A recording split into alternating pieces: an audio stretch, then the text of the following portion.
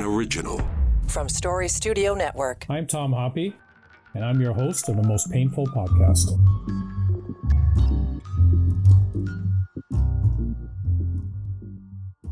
Due to public demand, we are recording 2 more encore episodes for Season 6. Before we start, I'd like to thank the listening audience for your support and comments. That's helping the show grow. Today's show will be speaking with Dr. Andrea Furlan on how journaling can help with chronic pain. And our second encore show will be with Dr. Brenda Lau discussing how movement can help with chronic pain and brain health. So make sure you hit subscribe if you want the most up-to-date episodes and the like and share button. As I mentioned today, we're joined by Dr. Andrea Furlan, who's been on this show before. She's a pain specialist from Toronto, Ontario, and she's going to talk to us today about the importance of journaling and how it can help someone who is suffering with chronic pain. Dr. Furlan, welcome back to the show. Thank you, Tom, for inviting me again to come to your show and talk to your audience. It's great to have you on, as always. So you've written a book. You're unique. So is your pain. And it talks, I've gone through it. It talks about journaling and how it can help with chronic pain. So maybe we just start at the basics and you can talk about why writing a journal may help someone who has chronic pain. Yes.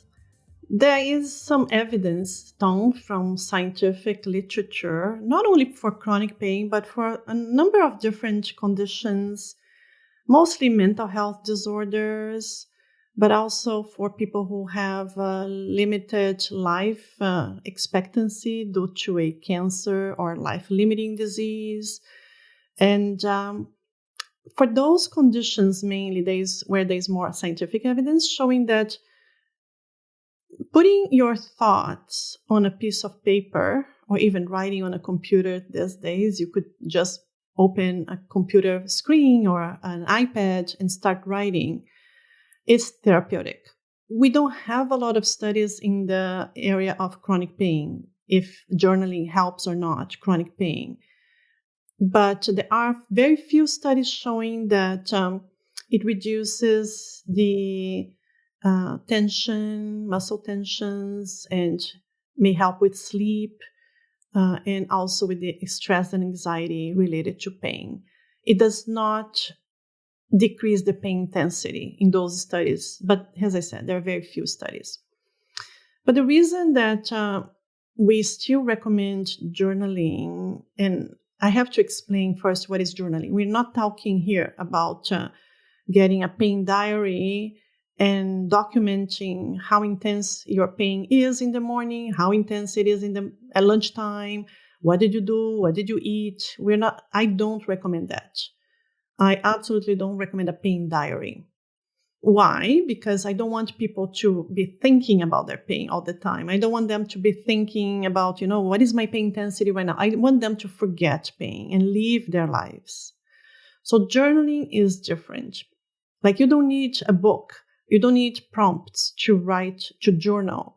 You can start with a blank page and just put on the page your thoughts, what is crossing your mind, what are your worries, what are the things that worked for you in the past. Make lists of things that, lists of things that you enjoy, things that annoy you, things differently that you tried. So that's what journaling basically, and that's why we recommend people to journal. And have you, in your practice, have you been using that with your patient? I know you said there's not much research out there, but from your experience working with your patients, what were the outcomes of them doing a journaling versus, I guess, like you're saying, doing a pain diary, which is, I didn't realize was a difference, but there is a difference between the two. Yeah, no pain diary. You don't ask anyone to do pain diaries. But yeah, it's interesting. The journaling is not for everybody. I don't ask everybody to do a journaling. I don't ask everybody to put their thoughts on the paper because they don't like. It's something that they were not used to. They are not good writers. But then on the opposite side, I have people that they come to me and they already are bringing pages and pages of written materials. And then I say, oh, why are you doing this? And this is why they expect me to read everything, but unfortunately I don't have time. And then they want to talk about that, they bring pages. And they take notes. They love taking notes. So those are the kind of patients that I kind of direct what they do. So I say, okay, what are you putting on the paper? And they say, whatever comes to my mind. I say, okay, let's use that energy. Because it is a very potent energy that you are spending time to get the thoughts out of your mind and put on paper or on a computer screen. Let's use that energy to do something exciting, something new that will help your pain. And that's where the prompts that I put in the book help them. Like I created 90 prompts, following like one prompt per day. So they could do this in 90 days. And I recommend them to follow the order because there's a reason why I want them to follow the order. And each prompt was specifically designed, and I thought about them to follow like a frame of mind that I want them to think to be healthy. So I'll read for you. I will let you know what are those. The prompts are divided like 90 days, and there are approximately 10 prompts per topic. So there are 9 topics. So for example, the topics are, I want them to understand what happened to them and how pain shaped their life, influenced them. So there will be about 10 prompts around the book to talk about this, for them to write about this. Another topic that has approximately 9 exercises is learn about the mind-body connection and how one influenced the other, how the mind influenced the body and how the body influenced the mind. The other theme or topic is for them to discover their strength and their potential. So I want them to think about their life, not to think about the pain. Another one is for them to document their ongoing progress and celebrate each victory. Because the people don't celebrate, they don't enjoy life. And they forget to celebrate the minor milestones that they achieved. Another one is for them to recognize pain triggers, patterns, and solutions, like making lists. Make a list of what kind of music do you like to hear? What kind of places calm you down? Make a list. The other theme is learn and explore new possibilities to cope with pain. Another one is track soothing and calming experiences, especially for people who have nociplastic pain, that is a central sensitization. They're always fighting that monster of pain. If they can have some soothing, calming experiences and list them, because what happens is they forget what they are in the future. Like when they have another flare-up of pain, oh, what do I do now? Go back to your journal and read what you wrote about calming experiences and try to practice those again. Another topic is prepare lists of helpful resources in case of a future pain flare. So like this would be websites that you found helpful. This would be what kind of people, what kind of medications. Make a list of, over-the-counter medications or heat and cold and massage. Make a list of things that helped you in the past, because when you are in a flare, you tend to forget. And last would be develop inner resilience, and I want them to enjoy life. So this is what I found are helpful journaling, not just journaling for the sake of journaling. Yeah, and I kind of noticed that in your making notes as you're talking, but in the book itself, like you talked about being trapped in a roundabout. I guess that can mean different things, to different people. But when you were writing about that, what were you trying to get people to understand being trapped in a roundabout?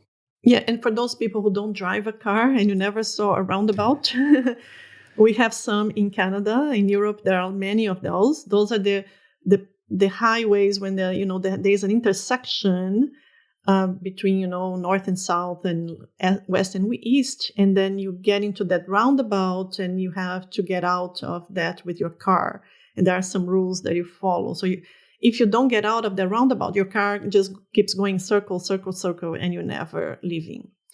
I see a lot of people, Tom, in my clinic that are in that roundabout.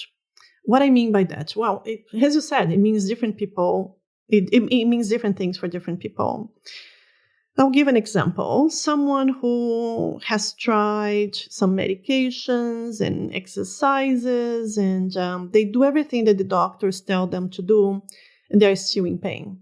And they say, I don't see a way out, Dr. Furlan. I've tried everything. And I tell them, oh, what about if we try this? Oh, I tried. It didn't work. I tried. It didn't work. I feel so sorry for them because that roundabout may be something that their brain is doing this for them. It's putting them in a frame that I don't want to try anything different. I don't want to try anything that I tried in the past. So then I have to explain to them saying, maybe what you tried in the past was a different occasion, different phase of your life. Maybe the dose of the medication was not right. Maybe the injections were done differently. So what if we try something the same or we try something different? And I want them to be open-minded. A lot of times there are things that they never tried. And so I tell them, if you work with your mind, work with these prompts and start journaling, or just start writing on your computer the things that you tried, why they didn't work, why are you afraid of trying something new?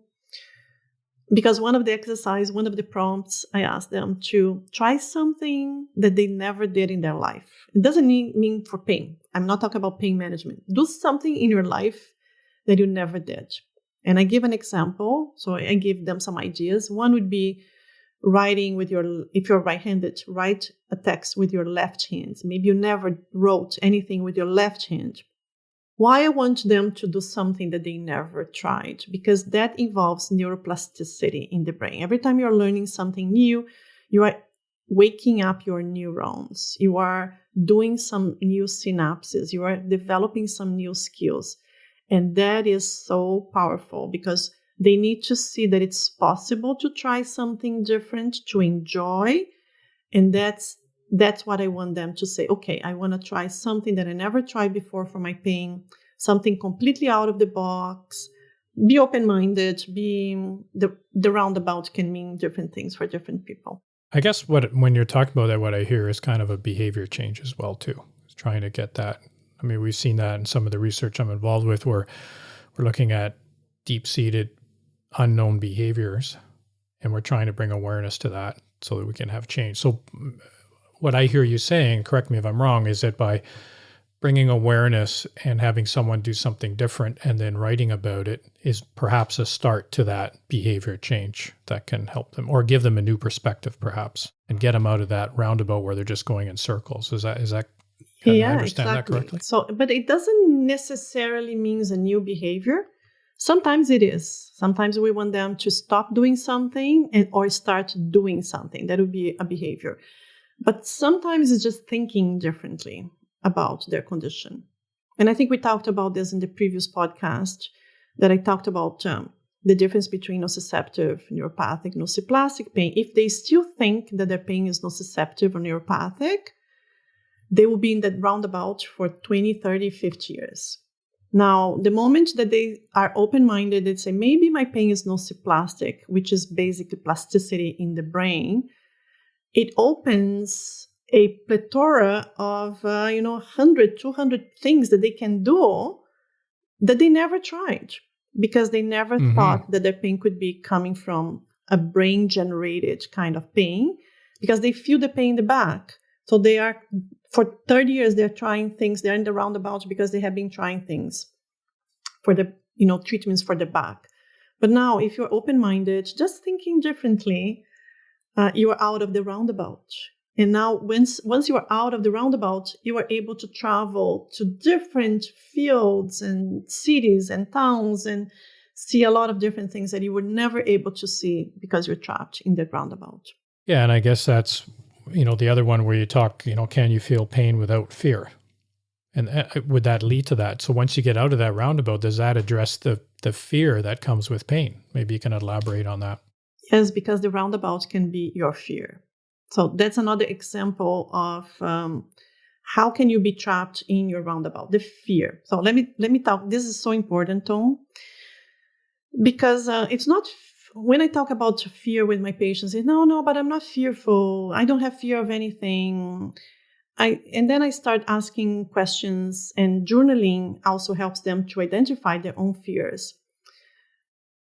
Fear comes in different forms, and fear here could be fear of failure, fear of disappointing your doctor, fear of trying something new for the 50th time, and that would be another failure of your treatment. Because I tried 49 things for this pain, nothing worked. So I don't want to try another thing because I'm afraid to fail that new thing that my doctor is so excited about. They're fearful of their future, like they project their future, and they project a very pessimistic future. So once their fear is addressed, and they realize that fear is the roundabout that is limiting them, they're free. They say, okay, who cares? Who cares if I have another failure? I'll try. I find also fear of the monster of pain. I talk a lot about the fighting the monster of pain. A lot of people spend a lot of instead of fear. Let's not use the word fear, but I would say fighting the monster of pain is another roundabout. I have patients that they spend an enormous amount of energy every day. If I tell them to do exercises, I say, do 10 minutes of exercise. They will do 2 hours. If I tell them do massage, they will go to the massage therapist 5 days a week. And then they will add some counseling, and they will add injections. So their profession becomes treating their pain. That is also roundabout, because they don't have space in their life to live. They don't have space in their life to have joy. And they're fighting this monster of pain. And the harder they fight the monster of pain, the stronger the monster gets. And the more intense the pain gets. Why? Because if the pain is nociplastic, and most people with chronic pain, the majority of people with chronic pain, their mechanism is nociplastic. Guess what? Nociplastic pain is a mechanism that you have in your brain to protect you. So it's basically your brain bringing up those emotions and those pains and those sensations to protect you from, don't do this, don't do that, don't do this.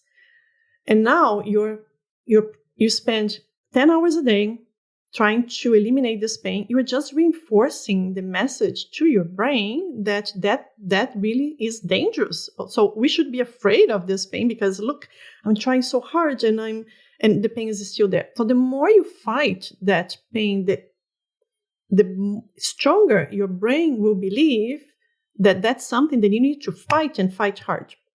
So then they spend their life in that roundabout of treatments after treatments and things after things, and they are not living. I tell them, listen, stop fighting this pain. Just live with the monsters. We tell them, drop the rope. Let the monster, it's like almost like you are in a tug of war with that monster, and there is a cliff between you and the monster, and you are pulling hard. The monster is pulling hard, but the more you pull on this side, the stronger the monster gets. Just drop the rope and the monster will fall on the other side. Just acknowledge that the pain is there and focus on your life. Stop trying to kill this pain because you tried for 30 years and it's not working.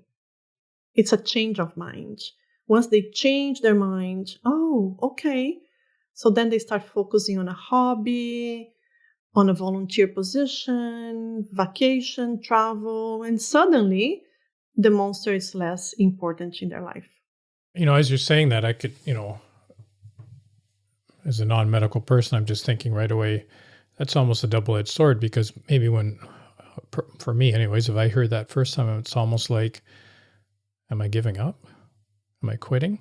Versus, what you're saying is moving on, right? So I could see, and I could probably see that with, well, especially military members who you never quit. You're in the fight till it's over. So what's the mission? What's the fight? Is trying to go to treatments, do what you need to do to struggle and get over this pain.